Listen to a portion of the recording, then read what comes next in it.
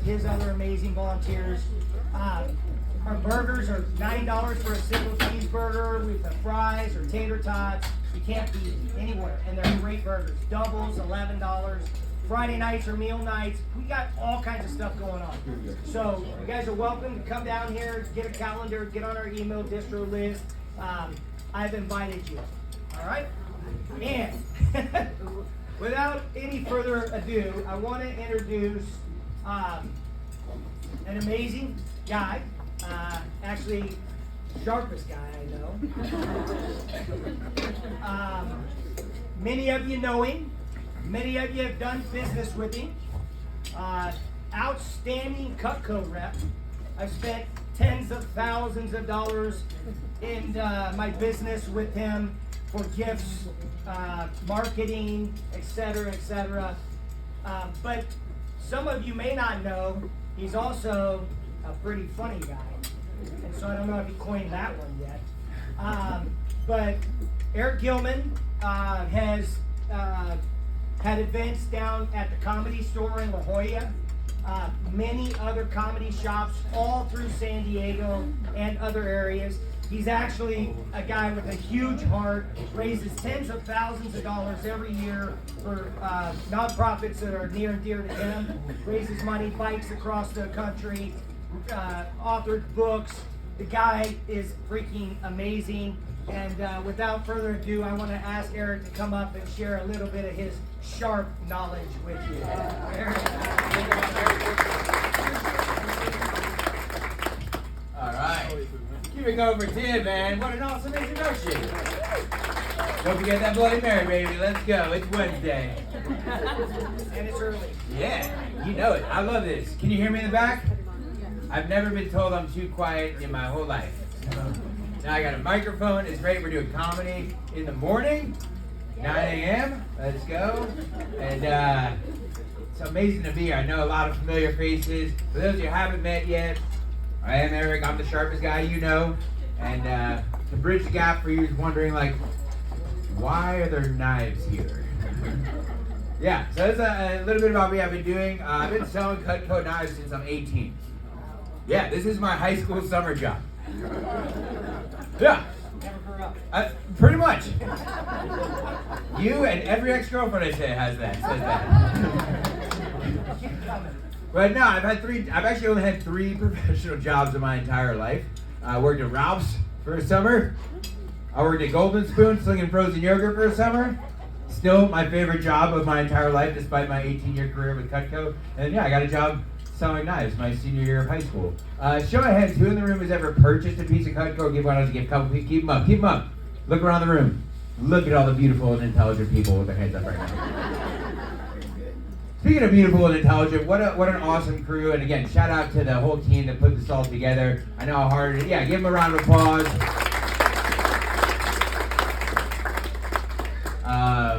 You know, I do a lot of events. I work in the real estate industry. I've been on a lot of lunches. I've fed thousands of people, many of you sitting in this room right now. So anytime I get to go to a meeting, they're like, someone else is bringing food. Cha! And Santa's going to be there? Come on! What a time. Sometimes people ask me how I got started with Cutco and like how I found, like as an 18-year career, I'm in the Cutco Hall of Fame. I really love what I do. It's a career position for me. Like, how did you start in this job? Craigslist. Yeah, I found the job on Craigslist one afternoon. And interesting thing with Cutco, and if you haven't heard of it, they're like super high quality, American-made knives, guaranteed forever. This is all just a slow play to sell you knives. I'm just kidding. I'm not like other comedians though who sell hats and t-shirts after their show. I will be in the back selling knives out of the trunk of my car. If you don't think I'm funny and you have a lot of feedback after the show, keep in mind I have a trunk full of knives, so keep that in mind. But yeah, no, I found this job on Craigslist, and then Santa asked me earlier, people go, how long have you been when did you start doing stand-up comedy? And I'm like, well, I like to think I started doing stand-up comedy in high school, which is a fun way of telling strangers I got kicked out of my high school. They're like, you're too funny. Your jokes are too great. That's what I heard. They had a lot of other words. What knows who? My grandson does stand-up when he was in Lowell. What's his name? Cool. I don't know, but I bet he's funny. We should connect. But yeah, I've been, I go by Sharpest Guy You Know. That's on my Instagram and social media. It's super cheesy, but you know, I gotta keep it cutting edge out here. Yeah, Tim had me on. Tim called me up. He goes, hey man, we want to make sure there's not a dull moment of this entire breakfast, so we need you. I got buckle up. This is the dad joke portion of my show. I do it for the 4 guys who'd be laughing at the end because I got the most cutting edge comedy around. All right, we'll keep you on point. All right, I'm gonna cut it out and move on. That's enough. But no, it's been fun. I've been doing this for 18 years. I worked at the fair for like 10 years. Shout out anyone go to the San Diego County Fair, Del Mar Fair, the Del Mar Fair, right? The OGs in the room. The fair is an interesting place to work. It's an interesting place to go because if you think there's no such thing as a stupid question, spend 20 minutes with me behind the booth at the Cutco booth. It's quite wild. You got me throwing knives. Sir, with the right attitude, any knife is a throwing knife.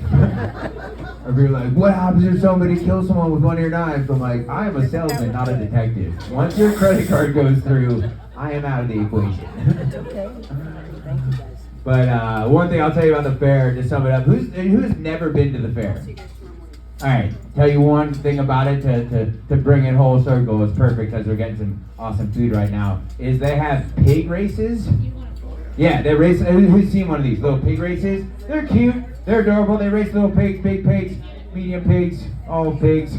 But the interesting thing about it is that next to the pig races, directly across the fairway, and you can check this next year because they don't move anything, is a barbecue stand. What type of messed up motivation are they running down to that pig pen? Just like, come on, babe, you had a win today. You saw what happened to your brother. We'll send you across the walkway. Is everybody enjoying their bacon?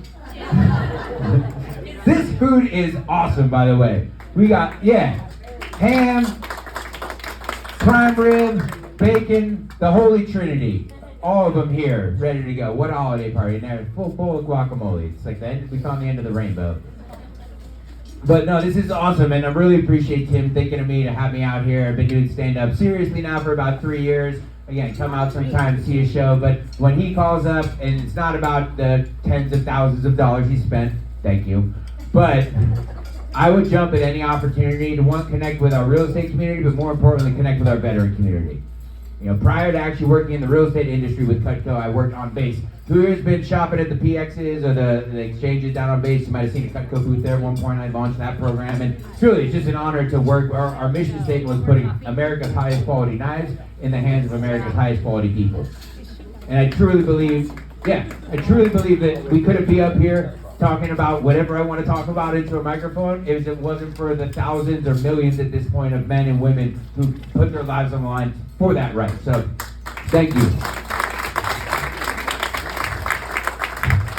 But yeah, comedy at 10 a.m. This is a record. This is the earliest I've ever done comedy. Comedy is supposed to be like making love, like in the dark, late at night. Like not in front of a fully lit room full of people. But no, you are all amazing. Show of hands, make some noise if you're in the real estate industry. A what? A lemon thing. Most people. You're here. I know you're here. You can get realtors to any event by telling them the 4 magic words. There is a bar. Let's go, man. I love it. It's 10 a.m. Let's get those Bloody Marys pumping. This isn't like a comedy club. There's no 2-drink minimum, right? There's also no drink maximum. Boom! Who needs to make phone calls today anyway?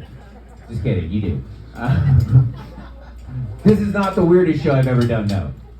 I recently got a chance to perform at Staples. The Superstore, not the arena. Yeah. Talk about comedy during the daytime. I got a call to come do a show at Staples and whatever. I'm like, okay, I'll do it. And I checked the flyer the day before and it said, I'm like, 7 p.m. No, 1 p.m. I'm like, all right. So I go down there and I get the manager of the Staples thought it would be a good idea to like do, instead of having like a clown or a face painter, he's like, we'll just do a stand-up comedy show right in the lobby of the Solana Beach Staples, right there off Loma Santa Fe. And I walked in, I'm like, all right, this is happening. It wasn't too bad. There's like 20 chairs, like office chairs, like high quality $250 office chairs set up, and there's like 15 people sitting in them. And I'm like, I opened with, I'm like, this is just a slow play to sell you these chairs. You're comfy, right? I also found out that about those 15 people, about 12 of them had been recruited from the auto shop next door who were just sitting there waiting for their car. And they're like, come on down. And then a very confused family from Milwaukee who just wanted toner. But they were great. I did get in trouble with the manager though, because I don't know if you heard about my comedy career in high school, but you give me a microphone and let's go. I'm a kid who got a lot of coal, right? So I just got up there and I'm like making store announcements because it's the middle of the day. I'm like, boo! Attention shoppers and staples, the time is now 1:17 p.m. The store is going to be closing in 6.5 minutes. If you can make your way in a disorderly fashion to the front as quick as possible, that would be fantastic. And the manager, the booker, is in the back just like, out of strike one. And then I finished my set with, bing! The time is now 1:26. The store will be closing in 3 minutes. Please run to the exits. Also, we're out of paper. Thank you. So, I'm performing at no more Staples after that, probably. But this is fantastic. A little holiday party. We're raising some money here. Doing the thing. Did everybody have a fantastic Thanksgiving? Nice. I love Thanksgiving. I love all holidays. Anytime I get the opportunity to get together, eat food, hang out with family. Show of hands, who hosted their Thanksgiving? Hands up, hands up. Clap for these people, the rest of you freeloaders. Tim, you hosted? All right, you got a mouthful of food, but I'm gonna ask you a question. When it comes to Thanksgiving dinner, your absolute most, can't live without it, favorite food to eat is? Canned cranberries. Ooh. Because he's a simple man. All right, follow-up question. When it comes to your absolute least, like can't stand it at all, person to host your Thanksgiving, who would you say that is? I'm just kidding. Don't answer that. Don't answer that. That's a trap. Thank you. I said that at a show. I thought of that the night before Thanksgiving on the way to an open mic on a Wednesday. And I said it, and before I could say don't answer that, the guy says, and points to his wife sitting next to him. And it was at that moment I was like, you messed up, man. Like, I'm sure they had a very happy Thanksgiving, if they still made it to it. Thanksgiving is my favorite though, because I love to eat. Yeah! Kudos to everyone with your self-control at the dessert table, by the way. Before they bring out the food, I'm like, how has nobody eaten any of these chocolate-covered everything yet? Straight to a dessert first. But this year was a big move for me. I'm 36 years old, and this year I made a big life decision with my family. I said, every time I'm hosting cooking, am wearing sweatpants to dinner.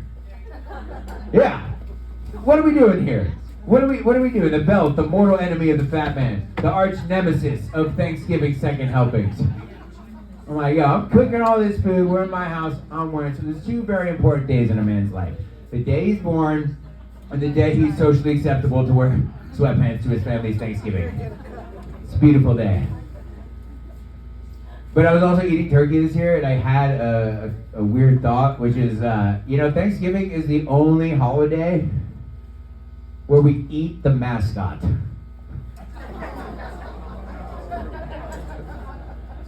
It's kind of messed up, right? We eat the turkey. We got the turkeys everywhere. It's the only one. It would. I know some people get weird with pumpkin seeds during Halloween, but it would change a lot of other holidays.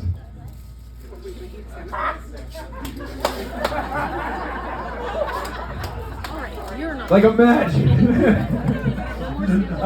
Christmas Eve if we went with the Thanksgiving approach. Like, all right, kids, go to bed.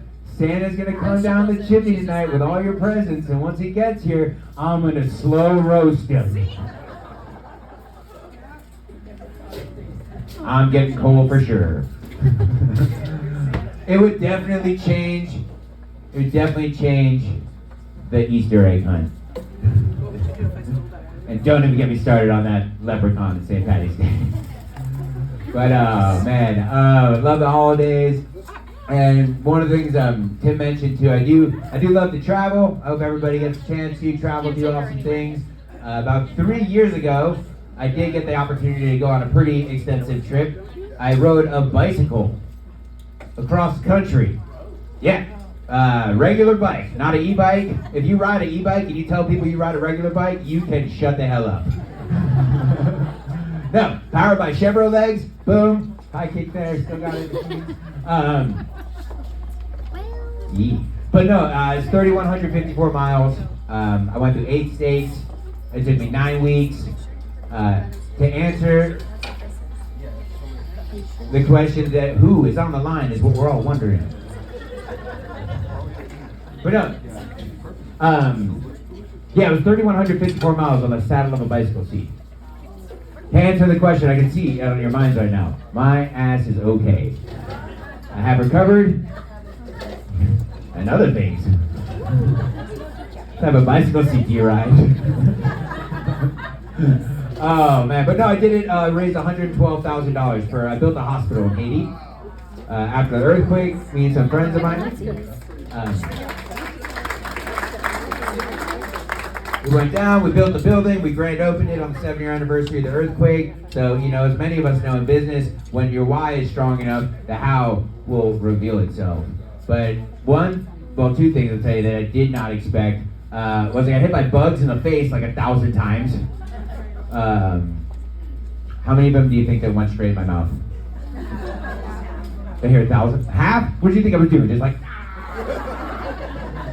No, it's like 100 of them. It's wild. It's just protein though, right? And it's just like, that's like life too. It's the difference between like the first time you got hit the bug in the face, right? I thought I was gonna die. But that 100th bug, you just, protein, you don't even have to stop.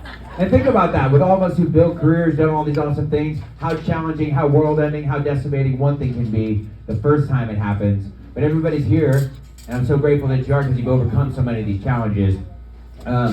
But one other thing that happened that I did not expect was I got chased by dogs, like 100 times. And it was all in Mississippi, Louisiana, Alabama. Is anybody from there? All right, good. You're not gonna like this joke.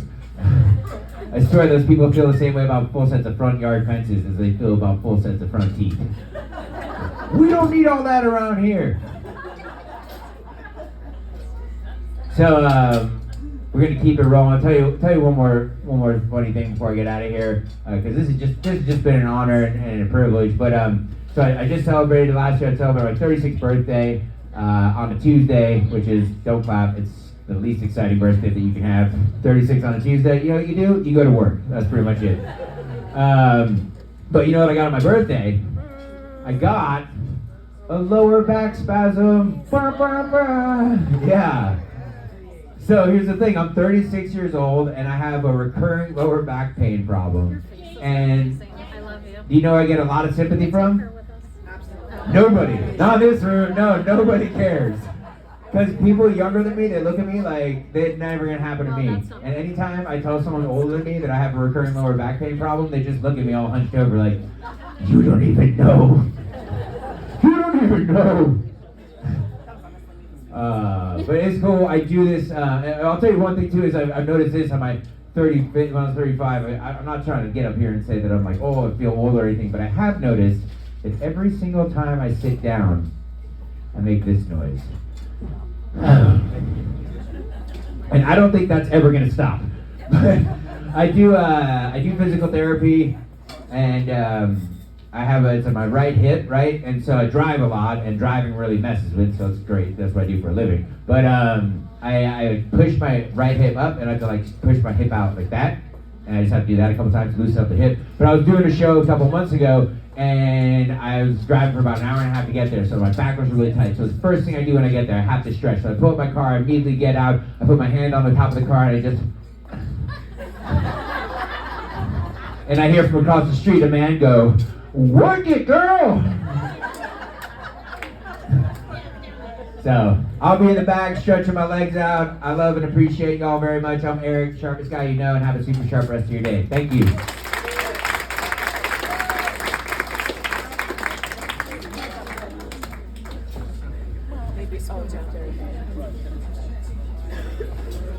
All right, one quick last round of applause for Aaron. Thanks so much for wowing us with your sharp mind. Hey, one thing I forgot earlier was to thank our bartenders. We got Dory and Fat Tony inside.